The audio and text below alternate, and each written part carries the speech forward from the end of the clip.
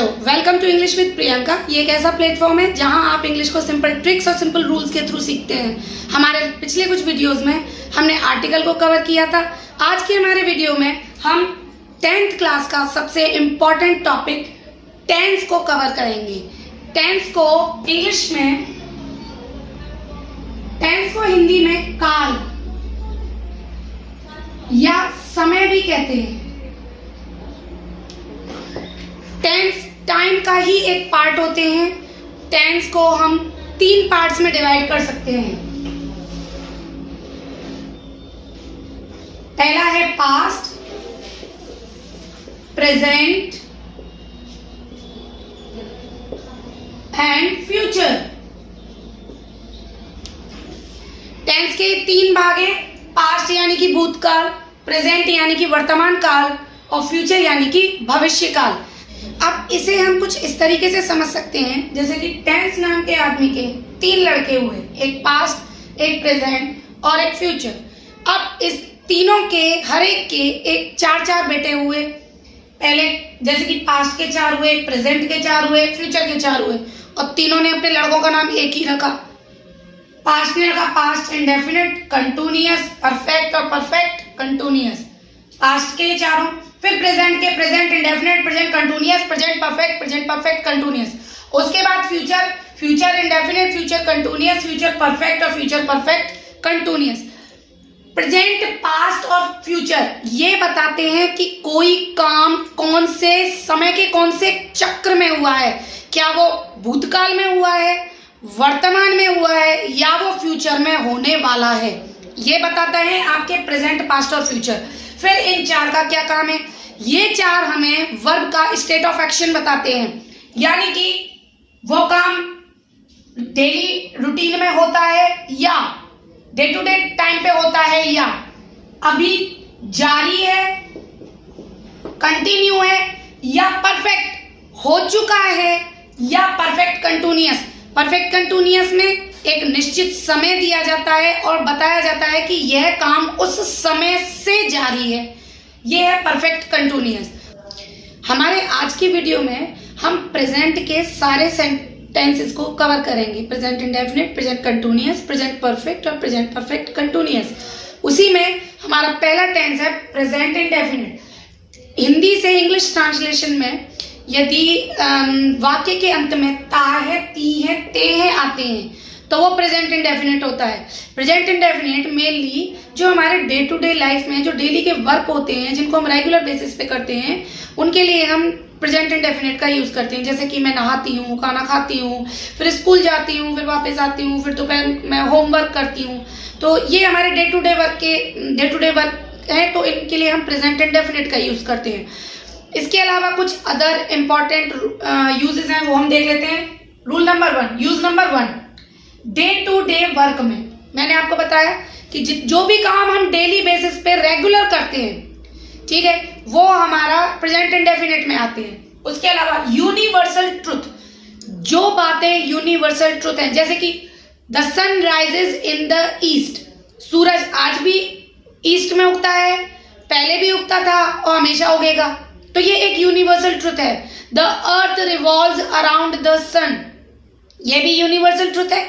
तो जो universal truth होते हैं उनके लिए जो चीजें कभी नहीं बदलेंगी, हमेशा ऐसी रहेंगी, उनके लिए हम प्रेजेंट इंडेफिनिट का यूज करते हैं। Use number 3, planned future actions के लिए जो एक्शन फ्यूचर में होने हैं और प्लान्ड है, जैसे कि स्कूल्स हैं आपके जून में बंद होते हैं, जुलाई में रीओपन हो जाते हैं, तो उसके लिए हम प्रेजेंट इंडेफिनिट लगाएंगे। जैसे कि द स्कूल ओपन्स इन जुलाई, तो ये एक रेगुलर बेसिस वाली चीज है, हमेशा ही ऐसा होता है। ऐसा तो नहीं है कि कभी अगस्त में जाके खुले हो, जुलाई स्किप कर दिया हो।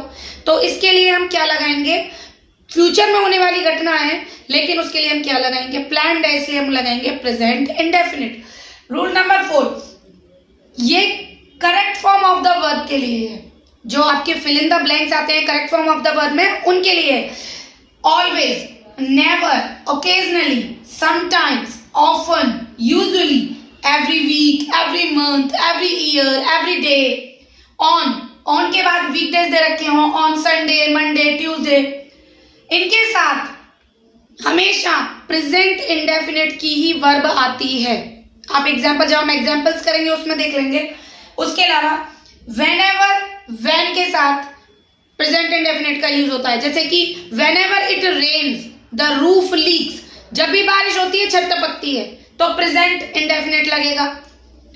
उसके अलावा क्विटेशन, जो भी महान लोग होते हैं या किसी ने कोई बात कही, क्विटेशन दिया, तो उसके लिए आप प्रेजेंट इंडेफिनिट का यूज करते हैं। जैसे कि example, Shakespeare says neither be a borrower nor a lender be, ना कभी किसी को उधार दो ना किसी से उधार लो। ये बात शेक्सपियर ने कही थी। शेक्सपियर को कहे हुए काफी टाइम हो गया, but it is a quotation, तो इसके लिए हम किसका यूज करेंगे? प्रेजेंट इंडेफिनिट का। अब हम प्रेजेंट इंडेफिनिट के स्ट्रक्चर को समझते हैं। प्रेजेंट इंडेफिनिट का जो अफर्मेटिव का फॉर्मूला है, अफर्मेटिव यानी कि साधारण वाक्य, अफर्मेटिव का फॉर्मूला है वो है सब्जेक्ट प्लस मेन वर्ब की फर्स्ट फॉर्म प्लस ऑब्जेक्ट। अच्छा, इसमें यदि सब्जेक्ट सिंगुलर है, सिंगुलर यानी कि ही, शी, इट या कोई सिंगुलर नेम, यदि वो सिंगुलर सब्जेक्ट है तो उसमें मेन वर्ब की फर्स्ट फॉर्म के साथ एस या ई एस का यूज होगा। जैसे कि हरी गोज टू होम, हरी घर जाता है, हरी सिंगुलर है तो गो के साथ ई एस लगेगा। ठीक है। मदर कुक्स फूड, मम्मी एक होती है तो मदर कुक्स फूड। ठीक है। नेगेटिव का formula subject plus do does, singular के साथ डज लगेगा, सिंगुलर सब्जेक्ट के साथ डज लगेगा और प्लूरल सब्जेक्ट्स के साथ आपका डू लगेगा। सब्जेक्ट प्लस डू या does plus not plus main verb first form plus object. उसके बाद इंटेरोगेटिव में डू डज को हम आगे ले लेते हैं, do does plus subject plus and the first plus object question mark. Negative interrogative के लिए डू डज को आगे लगा देंगे प्लस सब्जेक्ट और सब्जेक्ट के तुरंत बाद नॉट का यूज करेंगे plus main verb first form plus object last में क्वेश्चन मार्क। अब इनको एग्जांपल्स के थ्रू समझते हैं। अफर्मेटिव का एग्जांपल देखिए, our college opens in July, college singular subject है, भले ही उससे पहले प्रोनाउन प्लूरल आया है, उससे कोई मतलब नहीं है, हमें हमारे नाउन पे फोकस करना है। कॉलेज तो एक ही है, भले ही वो हम सबका है, लेकिन कॉलेज तो बिल्डिंग तो एक, भाई कॉलेज इंस्टीट्यूशन तो एक ही है। तो अवर कॉलेज ओपन्स, यहाँ पे इसलिए हमने एस का यूज किया है, इन जुलाई। ठीक है। अगर कहते हैं ऑल कॉलेजेस ओपन इन जुलाई, ठीक है। नेगेटिव के लिए दे डू, दे के साथ डे प्लूरल है तो डू लगेगा, they do not work hard. Interrogative, do you know me, क्या तुम मुझे जानते हो, डू यू नो मी। अब नेगेटिव इंटेरोगेटिव के लिए does Rohan not play cricket, क्या रोहन क्रिकेट नहीं खेलता है। तो ये आपका प्रेजेंट इंडेफिनिट कंप्लीट हुआ। अब हम चलते हैं प्रेजेंट कंटिन्यूअस की ओर। अब हम आते हैं हमारे अगले टेंस प्रेजेंट कंटिन्यूअस की ओर। प्रेजेंट कंटिन्यूअस, नाम से ही पता चल रहा है, जो काम कंटिन्यू होते हैं उनके लिए हम प्रेजेंट कंटिन्यूअस का यूज करते हैं, यानी कि जो काम लगातार होते रहे या एट द मोमेंट जब हम बोल रहे हैं तब वो काम जारी है, वहां हम प्रेजेंट कंटिन्यूअस का यूज करते हैं। ट्रांसलेशन के पॉइंट ऑफ व्यू से हिंदी वाक्यों में जिन वाक्यों के अंत में रहा है, रही है, रहे हैं आदि शब्द आते हैं, उनको हम प्रेजेंट कंटिन्यूअस में ट्रांसलेट करते हैं। अब आप यूज की ओर देखिए, ऐसे काम जो एट द मोमेंट जारी हैं, जैसे कि अभी आप लोग वीडियो देख रहे हैं तो ये कंटिन्यू है, इसी को हम कंटिन्यूअस में बनाएंगे, you are watching my video. Number 2, regular process में हो रहे काम के लिए, जो काम रेगुलर प्रोसेस में आजकल हो रहे हैं, अभी चल रहे हैं, उनके लिए भी हम कंटिन्यूअस का यूज करते हैं। जैसे कि वह आजकल एक किताब लिख रहा है, तो he is writing a book nowadays. ठीक है। उसके अलावा correct form of the verb के लिए जिन वाक्यों में continually, constantly, forever, frequently, nowadays इस तरीके के वर्ड आते हैं, उनको उनमें हम प्रेजेंट कंटिन्यूअस की वर्ब का यूज करते हैं, प्रेजेंट कंटिन्यूअस की वर्ब का यूज करेंगे। जिन वाक्यों में ये शब्द आएंगे वहां यदि हमें फिल करने हैं तो उसमें हम प्रेजेंट कंटिन्यूअस का यूज करेंगे। तो अब हम प्रेजेंट कंटिन्यूअस के फॉर्मूलेस को देखते हैं। Subject plus is are am. अब आई के साथ हमेशा एम का यूज होता है। जितने भी सिंगुलर सब्जेक्ट होंगे उनके साथ इज लगेगा, और जितने भी प्लूरल, आई को छोड़ के जितने भी प्लूरल सब्जेक्ट होंगे उन सब के साथ आर का यूज होगा। एक बार फिर रिपीट करते हैं। आई के साथ एम लगेगा, सिंगुलर सब्जेक्ट के साथ इज लगेगा, और जितने भी प्लूरल सब्जेक्ट्स हैं उन आई को छोड़कर उन सब के साथ आर का यूज होगा। प्लस मेन वर्ब की फर्स्ट फॉर्म में आईएनजी लगेगा, plus object. Example, children are sleeping in the room. ठीक है। अब negative, subject plus is are am plus not plus main verb first form ING plus object. जैसे कि I am not going to school, मैं school नहीं जा रहा हूं। ठीक है। इंटेरोगेटिव, इंटेरोगेटिव में हम हेल्पिंग वर्ब यानी कि इज आर एम को आगे ले लेंगे। Is are am plus subject plus M V first ING plus object plus question mark. Interrogative में क्वेश्चन मार्क का यूज अवश्य करें। Example, is Seema singing a song. Interrogative negative में is are am plus subject plus not plus M V first ING plus object, last में question mark. Are you not buying this house. तो ये हमारा present continuous complete हो गया। अब हमारा next tense present perfect tense. अब हमारा अगला tense present perfect. Perfect tense में हमेशा किसी भी काम का कंप्लीट होना पाया जाता है, यानी कि वो काम होकर खत्म हो चुका होता है, वहां हम परफेक्ट टेंस का यूज करते हैं। प्रेजेंट परफेक्ट में वर्तमान काल में उस कार्य का पूरा होना पाया जाता है, यानी कि काम कंप्लीट हो चुका है और उसका इफेक्ट प्रेजेंट पर पड़ रहा है, तब प्रेजेंट परफेक्ट का यूज होगा। वरना आप कहेंगे कि जो काम पूर्ण हो चुका है तो वहां तो पास्ट आना चाहिए, लेकिन उसका इफेक्ट अभी प्रेजेंट पर पड़ रहा है, इसीलिए वो प्रेजेंट परफेक्ट है। ट्रांसलेशन में हिंदी वाक्यों के अंत में चुका है, चुकी है, चुके हैं आदि आते हैं। यूजेस, वर्तमान में कार्य का पूर्ण होना पाया जाता है और उस कार्य का प्रभाव वर्तमान पर होता दिखाई देता है, वहां हम प्रेजेंट परफेक्ट लगाते हैं। उसके अलावा correct form of the verb के लिए yet, already, up to now, lately, recently, several times, before जैसे वर्ड यूज हो तो समझ जाइएगा कि यहाँ प्रेजेंट परफेक्ट की वर्ब लगेगी। फॉर्मूला अफर्मेटिव का सब्जेक्ट प्लस हैज है। हैज सभी सिंगुलर सब्जेक्ट के साथ हैज का यूज होता है और सभी प्लूरल सब्जेक्ट के साथ हैव का यूज होता है।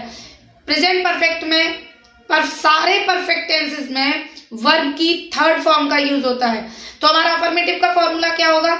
Subject plus has have plus main verb की third form plus object. Example, I have read this book already. Negative, subject plus has have not plus verb की थर्ड फॉर्म प्लस ऑब्जेक्ट, जैसे कि you have not completed the work. Interrogative में हैजर आगे आ जाएंगे, हैजर plus subject plus verb की third form plus object, question mark.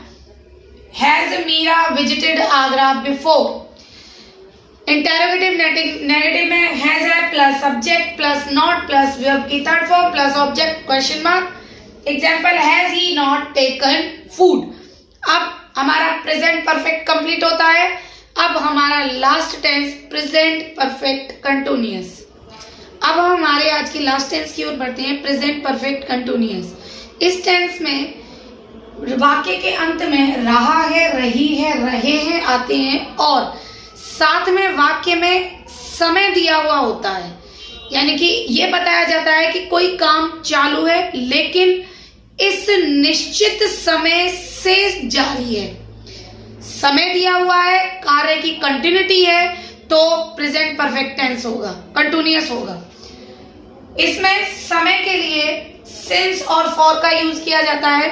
यदि आपको जो टाइम दिया हुआ है वो पॉइंट ऑफ टाइम है, यानी कि समय का निश्चित रूप है, जैसे कि वीकडेज के नेम दिए हुए हैं, Sunday Monday Tuesday, month name दिया हुआ है, कोई फिक्स्ड ईयर दिया हुआ है 2022, 2023, 2012, इस तरीके से। उसके अलावा वॉच का फिक्स्ड टाइम दिया हुआ है 4 बजे, 4 o'clock, 7 o'clock, 5 o'clock, तो वहां पे ये पॉइंट ऑफ टाइम होते हैं, इनके साथ सिंस का यूज होगा। और उसके अलावा मॉर्निंग, इवनिंग, नाइट, नून, इनके साथ भी सिंस का यूज होता है।